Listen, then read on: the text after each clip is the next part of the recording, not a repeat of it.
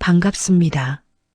오늘도 제 이야기를 찾아주신 여러분, 진심으로 환영합니다. 귀로 듣는 이야기, 지금 시작합니다. 이야기를 시작하기에 앞서 구독, 좋아요는 이야기 제작에 큰 힘이 됩니다. 잊지 말고 꼭 눌러주시면 감사하겠습니다. 안녕하세요. 오늘 제 가슴속에 묻어두었던, 아니 평생을 살면서도 씻어내지 못할 비극적인 제 이야기를 들려드리려 합니다. 제 이름은 지혜입니다. 저에게는 고등학교 때부터 모든 것을 함께 해온 수연이라는 친구가 있었습니다. 사람들은 우리를 쌍둥이 같다고 말하곤 했죠. 먹는 것, 입는 것, 심지어는 웃음소리까지 닮아있던 우리였습니다. 하지만 그 닮음이 제 인생을 송두리째 앗아갈 줄은 그때의 저는 꿈에도 몰랐습니다. 지금으로부터 3년 전 제 결혼식 날이었습니다. 눈부시게 하얀 드레스를 입고 신부 대기실에 앉아있던 저에게 수연이는 가장 먼저 달려와 눈물을 글썽이며 축하해 주었습니다. 지혜야, 내가 세상에서 제일 예쁘다. 정말 축하해. 민우 오빠랑 정말 행복해야 해. 그 진심 어린 목소리에 저도 울컥하며 수연이의 손을 맞잡았습니다. 오늘 부케는 꼭 내가 받아줘야 해. 내 행복의 기운을 다 너한테 줄게. 너도 빨리 좋은 사람 만나야지. 제 말에 수연이는 수줍게 웃으며 고개를 끄덕였습니다. 예식이 시작되고 수많은 하객의 축복 속에서 저는 남편 민우 씨와 행진했습니다. 그리고 약속대로 부케를 던졌습니다. 등 뒤로 던진 꽃다발을 수연이는 마치 자기 목숨이라도 걸린 것처럼 필사적으로 낚아채더군요. 그 모습을 보며 하객들은 웃음을 터뜨렸고 저 역시 행복하게 웃었습니다. 수연이가 부케를 가슴에 꼭 껴안고 민우 씨를 빤히 바라보던 그 찰나의 눈빛을 그때는 왜 눈치채지 못했을까요? 사랑에 눈이 멀어 세상이 온통 핑크빛으로만 보였던 제 잘못이었을까요? 결혼 생활은 평탄했습니다. 민우 씨는 자상한 남편이었고 대기업에 다니며 경제적으로도 든든한 버팀목이 되어 주었습니다. 수연이는 결혼 후에도 저희 집을 제 집 드나들듯 자주 찾아왔습니다. 지혜야, 나 혼자 밥 먹기 너무 싫어서 왔어. 오빠 오실 때까지만 같이 있어도 되지? 혼자 사는 친구가 외로울까봐 저는 늘 반갑게 맞이했습니다.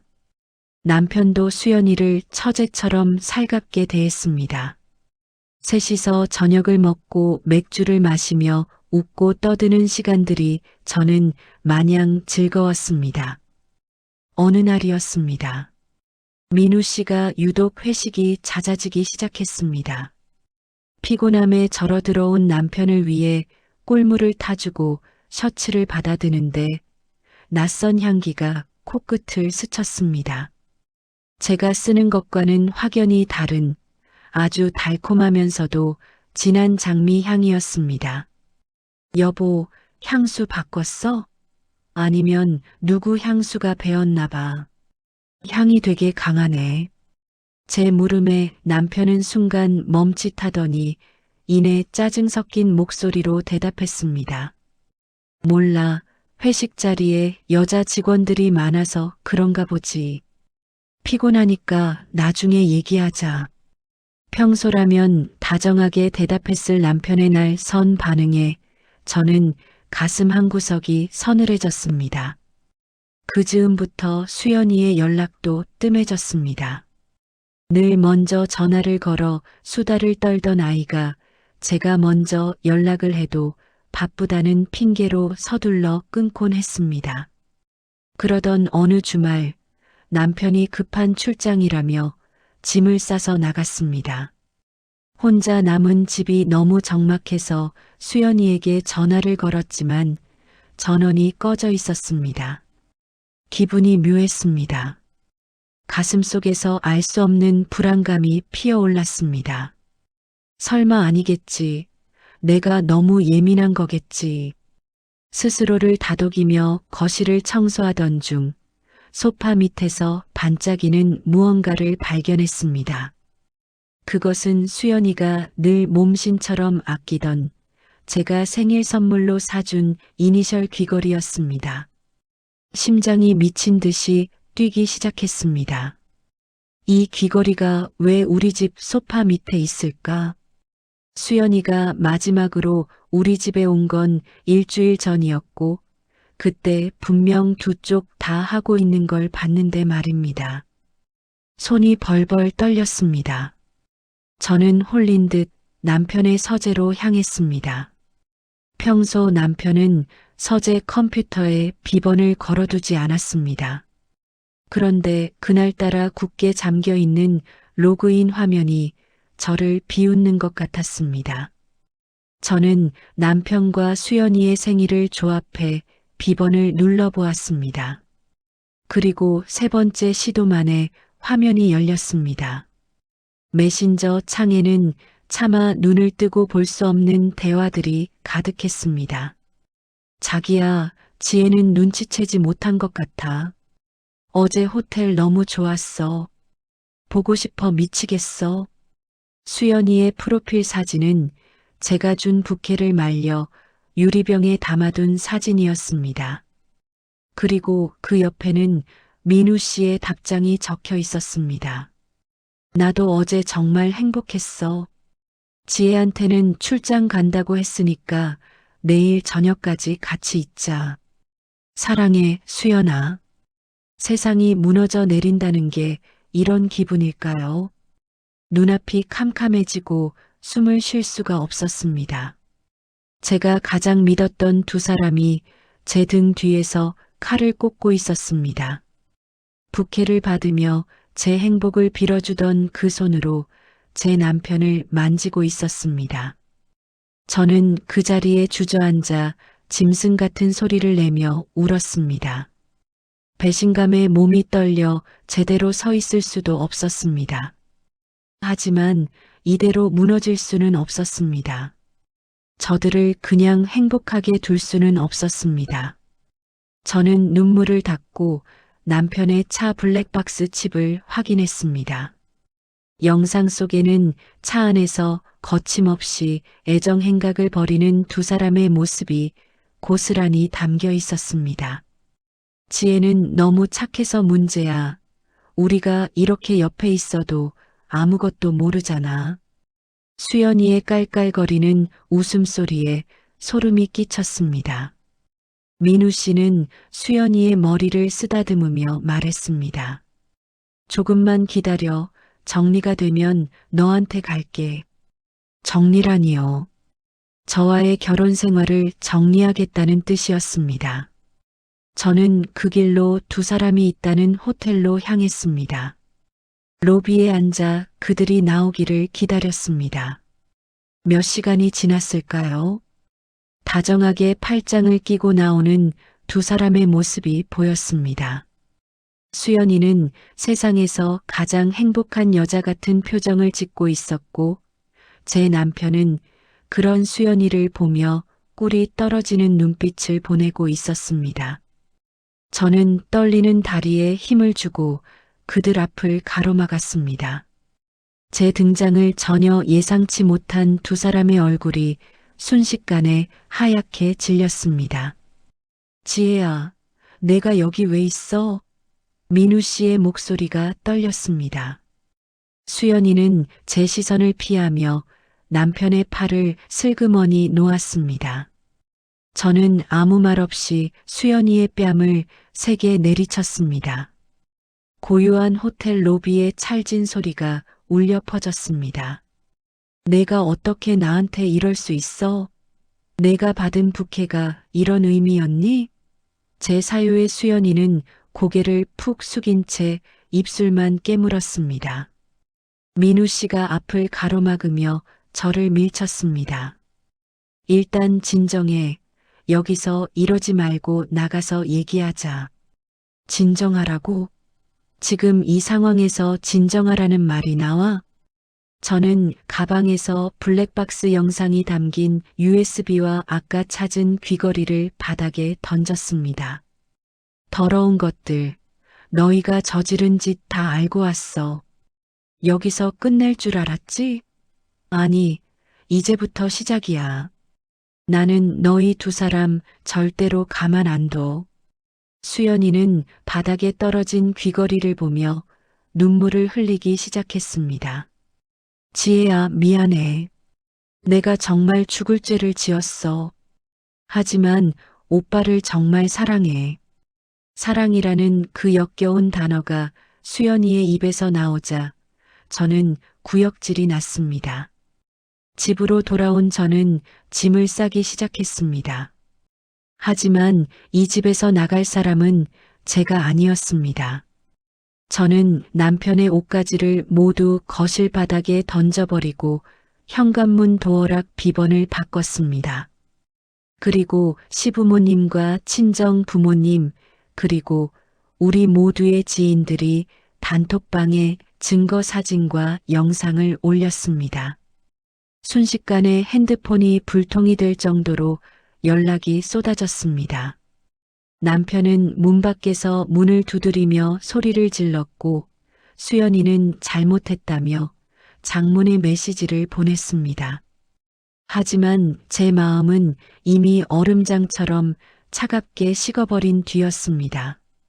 이게 끝일까요? 아니요. 이것은 기나긴 전쟁의 시작일 뿐이었습니다. 제 인생을 지옥으로 밀어넣은 그들에게 똑같은, 아니, 그 이상의 고통을 돌려줘야 했습니다. 저는 변호사를 찾아갔습니다. 가장 잔인하고 확실하게 그들을 파멸시킬 방법을 찾기 위해서였습니다. 그런데 변호사 사무실에서 상담을 받던 중 제 몸에 이상이 있다는 것을 알게 되었습니다. 계속되는 헛구역질과 어지러움. 설마 하는 마음으로 확인한 테스트기에는 선명한 두 줄이 그어져 있었습니다. 이 아이를 어떻게 해야 할까요? 축복받아야 할 생명이 제 안에서 자라고 있는데 그 아이의 아버지는 제 가장 친한 친구와 불륜을 저질렀습니다. 저는 배를 움켜쥐고 다시 눈물을 흘렸습니다. 신은 왜 저에게 이런 가혹한 시련을 주시는 걸까요? 하지만 아이를 생각하니 정신이 번쩍 들었습니다. 이 아이를 위해서라도 저는 더 강해져야 했습니다. 저는 이 아이가 제 복수의 가장 강력한 무기가 될 수도 있겠다는 서늘한 생각을 했습니다. 민우 씨는 시부모님께 쫓겨나다시피 해서 수연이의 자취방으로 들어갔다는 소식을 들었습니다. 두 사람은 이제 대놓고 살림을 차린 모양이더군요. 지인들 사이에서 파렴치한 인간들로 낙인 찍혔음에도 불구하고 그들은 서로밖에 없다며 사랑을 확인하고 있다는 소문이 들려왔습니다. 저는 그 소문을 들으며 조용히 미소 지었습니다. 사랑? 과연 그 사랑이 얼마나 갈지 지켜봐 주마. 저는 일부러 남편에게 연락했습니다. 아이가 생겼다는 소식을 전하기 위해서였습니다. 제 연락을 받은 민우 씨는 한 걸음에 달려왔습니다. 지혜야, 정말이야? 우리 아이가 생겼다고? 그의 눈에는 반가움과 당혹감이 교차하고 있었습니다. 저는 차갑게 말했습니다. 우리 아이 아니야, 내 아이야. 당신 같은 아빠는 필요 없어. 하지만 아이가 태어나면 당신은 평생 양육비와 죄책감에 시달려야 할 거야. 그리고 수연이한테 전해. 내가 가진 그 남자가 조만간 내 인생의 가장 큰 짐이 될 거라고. 민우 씨는 제 앞에서 무릎을 꿇고 빌었습니다. 자신이 잠시 미쳤었다고 수연이와는 정리할 테니 제발 다시 시작하자고 말입니다. 그 모습을 몰래 지켜보고 있던 수연이가 튀어나왔습니다. 오빠, 지금 뭐라고 했어? 나랑 정리한다고? 두 사람의 분열은 생각보다 빨리 시작되었습니다. 저는 그 난장판을 뒤로하고 우아하게 자리를 떴습니다. 이제부터 제가 준비한 진짜 복수의 막이 오를 차례였습니다. 과연 저는 이 아이를 지키며 그들에게 완벽한 복수를 성공할 수 있을까요? 그리고 수연이는 자기가 뺏은 남자가 얼마나 보잘것없는 존재인지 언제쯤 깨닫게 될까요? 이야기는 이제부터가 진짜 시작입니다. 여러분, 그날 이후 제 삶은 하루하루가 소리 없는 전쟁터였습니다. 뱃속의 아이는 무심하게도 무럭무럭 자라났고 제 입덧은 갈수록 심해졌습니다. 화장실 변기를 붙잡고 눈물을 쏟아낼 때마다 저는 거울 속의 제 모습을 보며 다짐했습니다. 지혜야, 절대로 약해지지 마. 너는 이제 혼자가 아니야. 저 배신자들에게 내가 얼마나 무서운 사람인지 보여줘야 해. 민우 씨는 매일같이 저희 집 앞을 찾아왔습니다. 술에 취해 문을 두드리며 울부짖기도 하고 잘못했다며 무릎을 꿇고 빌기도 했습니다. 하지만 그가 정말로 반성해서 돌아오고 싶어 하는 걸까요? 아니었습니다. 대기업 엘리트 사원이라는 그의 명성에 금이 가기 시작했기 때문입니다. 제가 단톡방에 올린 자료들은 삽시간에 퍼져나갔고 회사의 익명 게시판에까지 올라갔습니다. 인사팀에서는 그에게 권고사직을 압박하고 있었고 동료들의 따가운 시선에 그는 견딜 수가 없었던 겁니다. 반면 수연이는 어땠을까요? 그 당당하던 모습은 어디 가고 이제는 제 눈을 피해 숨어 다니기 바빴습니다. 제가 수연이의 부모님께 모든 사실을 알렸거든요. 수연이의 아버지는 보수적인 분이셨고 딸이 친구의 남편과 불륜을 저질렀다는 사실에 뒷목을 잡고 쓰러지셨습니다. 수연이는 집안에서 절연당하다시피 쫓겨났고 결국 민우 씨의 초라한 자취방으로 기어 들어갔습니다. 그런데 말입니다. 인간의 욕심은 참으로 끝이 없더군요. 수연이는 민우 씨가 직장을 잃을 위기에 처하자 본색을 드러내기 시작했습니다. 오빠, 회사에서 잘리면 우리 어떻게 살아? 내가 원한 건 이런 게 아니었단 말이야. 민우 씨가 가져다 주는 돈과 사회적 지위를 사랑했던 수연이에게 지금의 민우 씨는 그저 짐 덩어리에 불과했습니다. 두 사람은 좁은 방 안에서 매일같이 소리를 지르며 싸웠다고 합니다. 어느 날 저녁 시어머니가 저를 찾아오셨습니다. 평소 저를 아껴주셨던 분이었기에 마음이 약해질 법도 했지만 그분이 하신 말씀은 제 심장에 다시 한번 대못을 박았습니다. 지혜야, 민우가 정말 잘못했다. 하지만 애비 없는 자식을 키울 순 없지 않니?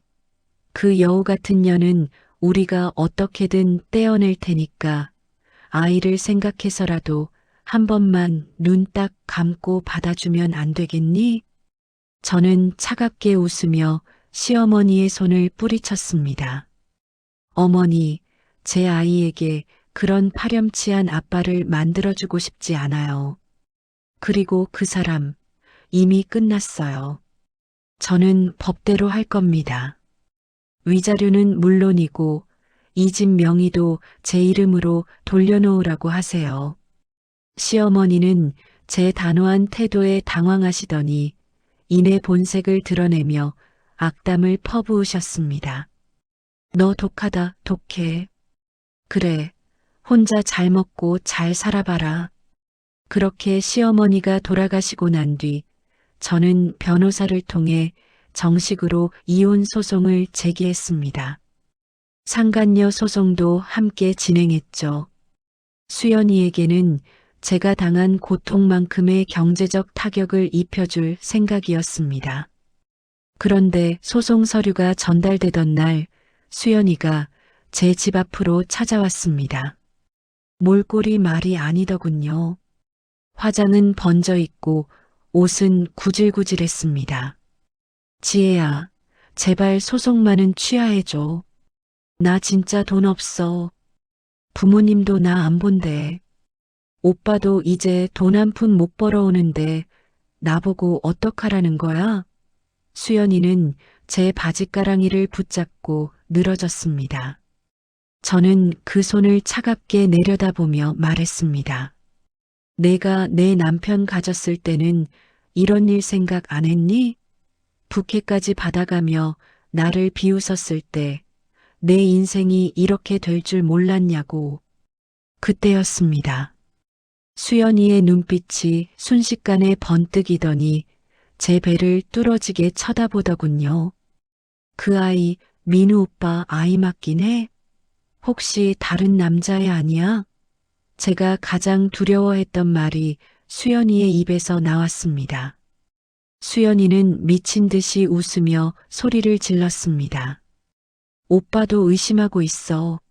내가 갑자기 아이 가졌다고 하니까 자기를 붙잡으려고 거짓말하는 거 아니냐고 하더라.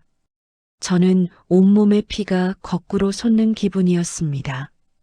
어떻게 저런 말을 할 수 있을까요? 자기가 저지른 죄를 덮으려고 제 아이의 존재마저 부정하려 하다니요. 저는 떨리는 손으로 핸드폰을 꺼내 그 모든 대화를 녹음했습니다. 그리고 수연이에게 마지막 경고를 날렸습니다. 너 그 말 꼭 법정에서 다시 해라. 유전자 검사 결과 나오면 내가 한 말들이 얼마나 비참한 화살이 되어 돌아갈지 똑똑히 보여줄 테니까. 수연이가 돌아가고 난 뒤 저는 민우 씨에게 전화를 걸었습니다. 그는 기다렸다는 듯 전화를 받더군요. 지혜야, 수연이가 한 말 듣지 마. 나 그런 생각 한 적 없어. 수연이가 미쳐서 그래. 민우 씨의 비겁한 변명에 저는 헛웃음이 났습니다. 여보, 아니 민우 씨. 당신도 공범이야. 당신들이 우리 아이를 모욕한 데가 내가 반드시 치르게 해줄게. 소송은 길고 지루하게 이어졌습니다. 하지만 저는 포기하지 않았습니다. 태교는커녕 매일 법률 서적을 뒤지고 증거를 정리하느라 밤을 지새웠지만 아이를 생각하면 힘이 났습니다. 그러던 중 저에게 뜻밖의 조력자가 나타났습니다. 바로 민우 씨의 회사 동료였던 한 여자분이었습니다. 그녀는 저에게 충격적인 제보를 해왔습니다. 지혜 씨, 사실 수연이라는 사람, 민우 씨 말고도 다른 남자가 있었어요. 그것도 우리 회사 간부님이었죠. 제 귀를 의심했습니다. 수연이가 민우 씨를 만나면서 동시에 다른 남자와도 부적절한 관계를 맺고 있었다는 겁니다. 그 간부님은 이미 가정이 있는 유부남이었고 수연이는 그에게서 거액의 용돈을 받아 챙기고 있었다고 하더군요. 세상에 이런 일이 있을 수 있을까요? 민우 씨는 수연이가 자신만을 사랑해서 모든 것을 버린 줄 알고 있었는데 사실은 수연이에게 그저 이용당하는 수많은 남자 중 하나였던 겁니다. 저는 이 사실을 민우 씨에게 바로 알리지 않았습니다. 가장 결정적인 순간에 그가 가장 행복하다고 믿는 그 찰나에 이 폭탄을 터뜨릴 계획이었습니다. 시간이 흘러 제 배는 이제 제법 불러왔습니다. 그리고 드디어 상간녀 소송의 판결이 내려지는 날이 왔습니다.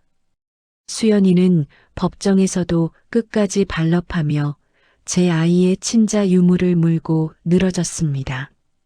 하지만 저는 미리 준비해둔 유전자 검사서를 제출했습니다. 태아 유전자 검사를 통해 민우 씨의 아이임이 확실하다는 증명을 끝낸 상태였죠. 판사는 수연이에게 최고 수준의 위자료를 지급하라는 판결을 내렸습니다. 법정을 나오는 수연이의 얼굴은 잿빛이었습니다. 저는 그녀를 불러 세웠습니다. 수연아, 잠깐만. 내가 너한테 줄 선물이 하나 더 있거든. 저는 가방에서 수연이와 그 회사 간부가 호텔에 들어가는 사진들을 꺼냈습니다. 수연이의 눈이 공포로 커졌습니다. 너 이거 어떡해? 수연이가 말을 잇지 못하고 떨고 있을 때 뒤에서 누군가의 목소리가 들렸습니다. 그게 사실이야? 수연아, 대답해봐. 그곳에는 민우 씨가 서 있었습니다. 그는 제가 미리 보낸 연락을 받고 법원 앞으로 찾아왔던 겁니다. 그는 제 손에 들린 사진들을 뺐듯이 채가더니 하나하나 확인하기 시작했습니다. 그의 얼굴이 분노로 일그러졌고 옆에 있던 수연이의 멱살을 잡았습니다. 내가 어떻게 나한테 이래? 내가 너 때문에 직장도 잃고 부모님하고도 등졌는데 내가 감히 다른 놈이랑 바람을 피워? 수연이는 민우 씨의 손을 뿌리치며 소리쳤습니다. 오빠가 나한테 해준 게 뭔데? 회사도 잘리고 돈도 없으면서 나보고 어떻게 살라는 거야? 나도 살 길 찾아야 할 거 아냐. 두 사람은 길거리에서 서로에게 욕설을 퍼부으며 진흙탕 싸움을 벌였습니다. 한때 사랑이라 믿었던 그들의 관계가 얼마나 추악하게 바닥을 드러내는지 저는 그 모습을 조용히 지켜보았습니다. 이것으로 제 복수가 끝난 걸까요? 아니요. 이제 겨우 서막이 올랐을 뿐입니다. 민우 씨는 이제 수연이에게 위자료를 대신 갚아달라는 협박을 받기 시작했고 수연이는 그 간부의 부인에게도 소송을 당할 처지에 놓였습니다. 두 사람은 서로를 원망하며 지옥 같은 나날을 보내게 될 것입니다. 그런데 말입니다. 며칠 뒤 제 집 앞에 의문의 상자 하나가 배달되었습니다. 그 안에는 제가 결혼식 날 수연이에게 던졌던 바짝 말라 비틀어진 부케가 들어 있었습니다. 그리고 그 꽃 사이에는 피처럼 붉은 글씨로 적힌 메모가 한 장 놓여 있었습니다. 지혜야, 내가 이겼다고 생각하지 마. 이 아이는 내가 가져갈게. 그 메모를 읽는 순간 제 뱃속의 아이가 요동치기 시작했습니다. 등 뒤에서 누군가의 시선이 느껴져 뒤를 돌아보았지만 복도에는 싸늘한 정적만이 흐르고 있었습니다. 수연이는 대체 무슨 일을 꾸미고 있는 걸까요? 그리고 제 아이에게 닥칠 위험은 무엇일까요? 불길한 예감은 틀린 적이 없었습니다. 그날 밤 누군가 제 집 도어락을 거칠게 누르는 소리가 들려왔습니다. 저는 숨을 죽인 채 현관문을 바라보았습니다. 띠띠띠띠 비번이 틀렸다는 경고음이 울려 퍼질 때마다 제 심장은 터질 듯이 뛰었습니다. 현관문 도어락의 경고음이 멈추고 잠시 정적이 찾아왔습니다. 하지만 그 고요함은 더 큰 폭풍 전야와 같았습니다. 갑자기 현관문 너머에서 수연이의 날카로운 목소리가 들려왔습니다. 지혜야, 거기 있는 거 다 알아. 문 열어. 내가 어떻게 나한테 이럴 수 있어? 내가 내 인생을 다 망쳤잖아. 광기의 어린 목소리는 복도 전체에 울려 퍼졌고 저는 공포에 질려 거실 한복판에서 얼어붙었습니다. 수연이는 문을 발로 차며 울부짖었습니다. 내가 그 증거들만 안 터뜨렸어도 민우 오빠랑 나는 행복했을 거야. 내가 임신했다는 것도 다 거짓말이지? 우리 사이 갈라놓으려고 쇼하는 거잖아. 그녀의 목소리는 이미 이성을 잃은 상태였습니다. 저는 떨리는 손으로 경찰에 신고했습니다. 경찰이 도착하기 전까지 그 몇 분의 시간이 마치 몇 시간처럼 느껴졌습니다. 뱃속의 아이가 놀랐는지 꿈틀거리는 게 느껴졌고 저는 배를 감싸 안으며 제발 아무 일 없기를 기도하고 또 기도했습니다. 잠시 후 사이렌 소리와 함께 경찰들이 들이닥쳤습니다. 복도에서 비명을 지르며 저항하던 수연이는 결국 연행되었습니다. 경찰차에 올라타면서도 그녀는 저를 향해 소리를 질렀습니다. 지혜, 너 똑바로 들어. 내가 이대로 끝낼 것 같아? 내 아이도 가졌어야 했어. 원래 내 자리였다고. 수연이의 마지막 말은 제 머릿속을 하얗게 비워버렸습니다. 내 아이도 가졌어야 했다니 그게 도대체 무슨 의미였을까요? 다음 날 저는 극도의 스트레스로 인해 하혈을 하며 병원에 입원하게 되었습니다.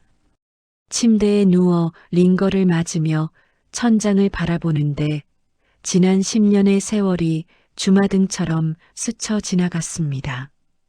우리가 처음 만났던 고등학교 교정, 떡볶이 하나를 나눠 먹으며 비밀을 공유하던 시간들, 제가 민우 씨를 처음 소개해 주던 날 수연이가 지어 보였던 그 묘한 미소까지 모든 것이 조각난 유리 파편처럼 제 가슴을 찔러댔습니다. 수연이는 저에 대한 열등감을 먹고 자란 괴물이었을지도 모릅니다. 제가 좋은 직장에 취직했을 때, 제가 다정한 남편을 만났을 때, 그리고 제가 넓은 집으로 이사했을 때, 수연이는 늘 겉으로는 축하해 주었지만 속으로는 저를 끌어내릴 기회만 엿보고 있었던 겁니다. 부케를 던지던 날 그녀가 그 꽃을 낚아챈 것은 제 행복을 이어받고 싶어서가 아니라 제 행복을 뺏어오고 싶었기 때문이라는 사실을 이제야 깨달았습니다. 병원으로 민우 씨가 찾아왔습니다. 수척해진 모습으로 제 침대 옆에 앉아 제 손을 잡으려 하더군요. 지혜야, 내가 다 잘못했어. 수연이가 그렇게 미친 여자인 줄 몰랐어. 한 번만 우리 아이를 봐서라도 한 번만 기회를 줘. 그의 눈물 섞인 애원에 저는 헛웃음이 나왔습니다. 수연이가 미친 게 아니라 당신들의 욕망이 미쳤던 거야. 그리고 우리 아이, 이제 와서 아이 아빠 노릇을 하고 싶어? 당신이 수연이랑 내 집 안방에서 웃고 떠들 때 이 아이는 존재하지도 않았던 거야? 저는 그가 잡은 손을 거칠게 뿌리치고 변호사를 불렀습니다. 병실 안에서 저는 마지막 이혼 서류를 내밀었습니다. 여기 사인해. 그리고 다시는 내 눈앞에 나타나지 마. 당신이 가진 모든 재산, 위자료로 다 내놓고 몸만 나가. 안 그러면 당신 회사에 이 영상들 정식으로 제출할 거야. 민우 씨는 사색이 되어 서류를 내려다보았습니다. 결국 그는 떨리는 손으로 사인을 마쳤습니다. 그는 마지막까지 제 안위를 묻는 대신 자기 앞길이 막힐까봐 전전긍긍하는 모습이었습니다. 하지만 수연이는 포기하지 않았습니다. 구치소에서 풀려난 그녀는 이번에는 제 부모님을 찾아갔습니다. 저희 친정집 앞에서 무릎을 꿇고 눈물을 흘리며 제가 오해를 해서 자기 인생을 망쳤다고 거짓말을 늘어놓았습니다. 지혜가 사실은 의처증이 심해서 민우 오빠를 괴롭혔고 자기는 그저 오빠를 위로해 준 것뿐이라며 파렴치한 연기를 했습니다. 저희 부모님은 이미 모든 진실을 알고 계셨기에 수연이에게 소금을 뿌리며 쫓아내셨지만 그 과정에서 아버지는 혈압이 올라 쓰러지시고 말았습니다. 가족들까지 건드리는 수연이의 행각에 저는 이제 자비란 단어를 지워버리기로 했습니다. 저는 수연이가 다니던 회사를 찾아갔습니다. 그녀는 이미 무단결근으로 해고된 상태였지만 저는 그녀가 만났던 그 간부의 아내를 만났습니다. 그 아내분 역시 수연이의 존재를 알고 있었고 소송을 준비 중이었습니다. 우리는 서로의 증거를 공유하며 연대하기로 했습니다. 수연이가 가장 무서워하는 것이 무엇인지 저는 잘 알고 있었습니다. 그것은 바로 자신이 그토록 갈망하던 우아하고 화려한 삶에서 영원히 추방당하는 것이었습니다. 저는 수연이에게 마지막 메시지를 보냈습니다. 내가 받은 부케, 그거 기억나니? 그 꽃말이 사실은 영원한 우정이었어. 그런데 너는 그걸 피로 물들였지. 이제 내가 가진 건 아무것도 없어. 민우 오빠도, 돈도, 가족도, 친구도. 내가 그토록 가지고 싶어 했던 내 남편? 이제 길거리로 쫓겨난 알거지야. 너희 둘이 그 지하방에서 서로를 뜯어먹으며 평생 살길 바랄게. 그게 내가 너희에게 주는 마지막 선물이야. 며칠 뒤 충격적인 소식이 들려왔습니다. 민우 씨와 수연이가 심하게 다투던 중 수연이가 민우 씨에게 흉기를 휘둘렀다는 소식이었습니다. 민우 씨는 중상을 입고 병원으로 실려갔고 수연이는 현행범으로 체포되었습니다. 두 사람의 사랑이라는 가면이 얼마나 얇고 천박했는지를 증명하는 비극적인 결말이었습니다. 수연이는 경찰 조사에서 계속해서 제 이름을 부르며 모든 것이 제 탓이라고 소리를 질렀다고 합니다. 저는 그 소식을 듣고 조용히 짐을 쌌습니다. 이 지긋지긋한 도시를 떠나 아무도 저를 모르는 곳에서 아이와 새 출발을 하고 싶었습니다. 집을 정리하던 중 침대 머리맡에서 수연이와 함께 찍었던 고등학교 졸업 사진을 발견했습니다. 사진 속의 우리는 너무나 맑게 웃고 있었습니다. 저는 그 사진을 갈기갈기 찢어 쓰레기통에 던져버렸습니다. 우리들의 우정은 그날 결혼식장에서 부케를 던졌을 때 이미 죽었던 것입니다. 기차에 몸을 싣고 창밖을 바라보았습니다. 배에 손을 얹으니 아이의 태동이 느껴졌습니다. 아가야, 이제 엄마가 지켜줄게. 아빠 같은 사람, 친구 같은 사람 없는 곳에서 우리 둘이 행복하게 살자. 기차가 터널을 지날 때마다 제 과거의 기억들도 하나둘씩 어둠 속으로 사라지는 것 같았습니다. 하지만 가슴 한구석에 남은 응어리는 쉽게 사라지지 않았습니다. 과연 시간이 흐르면 이 상처도 흉터로 남을 수 있을까요? 목적지에 도착해 내린 역에는 낯선 바람이 불어왔습니다. 저는 심호흡을 하며 역 광장을 걸어 나갔습니다. 그런데 그때 제 뒤에서 익숙한 향수 냄새가 났습니다. 수연이가 즐겨 쓰던 그 진한 장미 향이었습니다. 저는 소스라치게 놀라 뒤를 돌아보았습니다. 수많은 인파 속에서 누군가 저를 빤히 바라보고 있는 것 같은 느낌에 온몸에 소름이 돋았습니다. 설마 수연이가 벌써 나온 걸까요? 아니면 제 환각일까요? 저는 걸음을 재촉했습니다. 그런데 제 가방 속에서 핸드폰 진동이 울렸습니다. 모르는 번호로 온 문자 메시지 하나가 화면을 가득 채웠습니다. 지혜야, 이사 축하해. 거기는 공기가 참 좋네. 내가 금방 갈게, 기다려. 그 메시지를 읽는 순간 저는 자리에 주저앉을 뻔했습니다.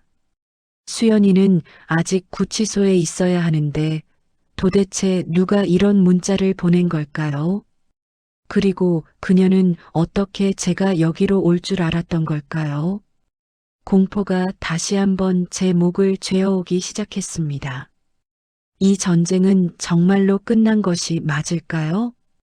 그 문자를 보고 한동안 제자리에 얼어붙어 있었습니다. 등 뒤로 흐르는 식은땀이 차갑게 식어갔고 저는 미친 사람처럼 주변을 두리번거렸습니다. 하지만 수많은 인파 속에서 장미향의 주인은 찾을 수 없었습니다.